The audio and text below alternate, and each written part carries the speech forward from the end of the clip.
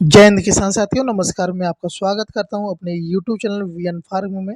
किसान साथियों, क्या आपने नरमा की फसल में लगाई है? अगर उसमें पीलापन देखने को मिल रहा है, आपकी जो फसल है वो स्वस्थ नहीं है, जो ग्रोथ नहीं कर रही है, तो उस कंडीशन में आपको यूरिया का प्रयोग कैसे करना चाहिए? क्योंकि यूरिया में बहुत ही ज़्यादा नाइट्रोजन की मात्रा पाई जाती है, जिससे कि हम यूरिया का सही उपयोग कैसे कर सकते हैं और हमें कौन-कौन से और फर्टिलाइज़र को यूज़ करना चाहिए, कौन-सी अवस्था में कौन से खाद अपने खेत में डालनी चाहिए।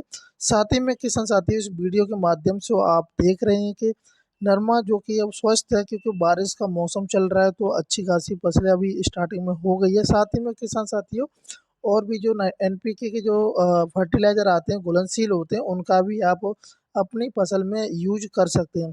आगे हम बताएंगे आपको किस तरीके से यूज करना होगा और कौन कौन से खाद यूज नहीं करने हैं।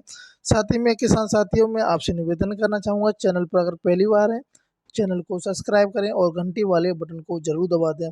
मैं आपका दोस्त विजय। किसान साथियों, सबसे पहले जो यूरिया का सही प्रयोग करने का तरीका होता है, कैसे करना चाहिए और साथ ही में यूरिया क्या है, क्यों यूज करते हैं हम फसल में, तो खासकर किसान साथियों हम लोग क्या करते हैं, एक पैकेट लेते हैं 50 किलोग्राम की जो यूरिया आती है। अब तो कम हो गई है क्वांटिटी उसकी, तो हम क्या करते हैं, एक साथ में ही अपने पूरे खेत में डाल देते हैं, लेकिन हमें ऐसा नहीं करना है। किसान साथियों, जो यूरिया है उसमें 46% नाइट्रोजन पाई जाती है, इसलिए हम यूरिया का प्रयोग करते हैं। वहीं पर किसान साथियों, बहुत सारे किसान भाई गलती कर देते हैं, जैसे कि सुंगल सुपर फास्फेट आता है, उसका प्रयोग कर देते हैं, लेकिन उसका प्रयोग हमें नहीं करना चाहिए, क्योंकि उसमें नाइट्रोजन होती नहीं है।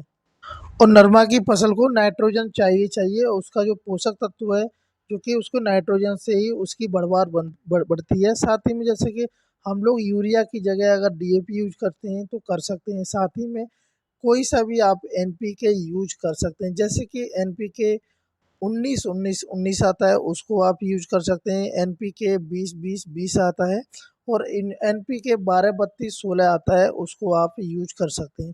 साथ ही में किसान साथियों, एनपीके होता क्या है? किसान साथियों, एनपीके का मतलब होता है, एन फॉर नाइट्रोजन होता है, पी फॉर फॉस्फोरस और के फॉर पोटास। तो यानी कि एनपीके में तीनों चीज़ें पाई जाती हैं, तो हम एनपीके अगर यूज करते हैं तो यूरिया से भी अच्छा रिजल्ट एनपीके से हमें मिल जाएगा।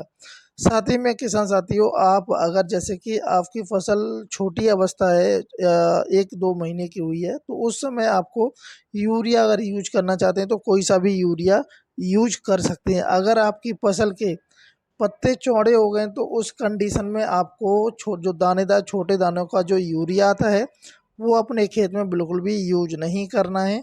अगर यूज करना है यूरिया, तो मोटे दाने वाला आप यूज कर सकते हैं, वो भी जड़ों में डाल करके। अगर मोटे दानेदार आपका यूरिया है तो उसको हाथ के छिड़काव के द्वारा भी खेत में यूज कर सकते हैं, लेकिन बेस्ट तरीका होता है आप पेड़ के नज़दीक अगर डालते हैं तो थोड़ा अच्छा सा और जल्दी से रिजल्ट देखने को मिल जाता है। और साथ ही में किसान साथियों, एक जैसे कि मैंने आपको बताया कि एक साथ यूरिया आपको नहीं डालना है। एक जो आपने बोरी ली, अगर आपका प्रति एकड़ की दर से मैं आपको बता दूं, 2 पैकेट आप 2 बार में डालेंगे तो सबसे बेस्ट ऑप्शन रहता है, क्योंकि आपकी फसल टाइम टू टाइम ग्रोथ करने लगेगी। या फिर किसान साथियों, आप खाद का शेड्यूल मैं आपको बता देता हूँ। जब हमारी फसल 40 से 45 दिन की हो जाती है, तब उस कंडीशन में पहली पहली खाद हम डाल सकते हैं। एक बोरी यूरिया प्लस जिंक सल्फेट ले सकते हैं, 5 किलोग्राम प्रति एकड़। पेड़ों की जड़ में हमें डाल करके सिंचाई करनी है। अगर बारिश हो रही है आपके यहाँ पर तो कोई दिक्कत नहीं है, आपको सिंचाई करने की बिल्कुल भी ज़रूरत नहीं है।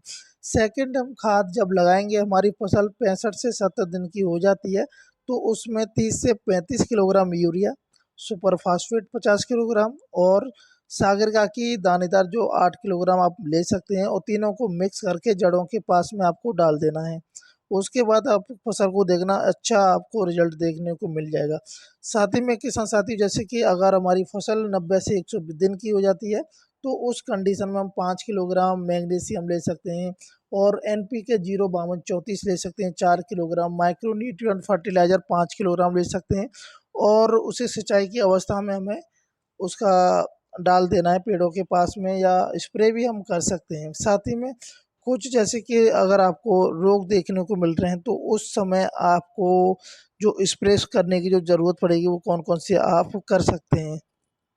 जब हमारी फसल 40 से 60 दिन की हो जाती है तो उस समय हमें कुछ स्प्रे करने की ज़रूरत रहती है, जो कि आप पहले जब स्प्रे करेंगे किसान साथियों तो आप इन रासायनिक दवाइयों का स्प्रे कर सकते हैं, जो कि फ्लोनिकामाइड आती है 50% की, डब्ल्यूजी की आप 6 ग्राम आप ले सकते हैं, और प्रोफोनॉफ्स आती है 40% की, प्लस साइपरमेथ्रिक्जिन आती है 4% ईसी की, जो कि आपको 30 यानी कि 30 ml ले लेनी है। वहीं पर आपको कार्बेंडाजिम 12% प्लस मैनकोजेब 63% और डब्ल्यूपी 40% आपको ले लेनी है। तीनों को मिक्स करके घोल बना करके अपने खेत में स्प्रे कर देना है।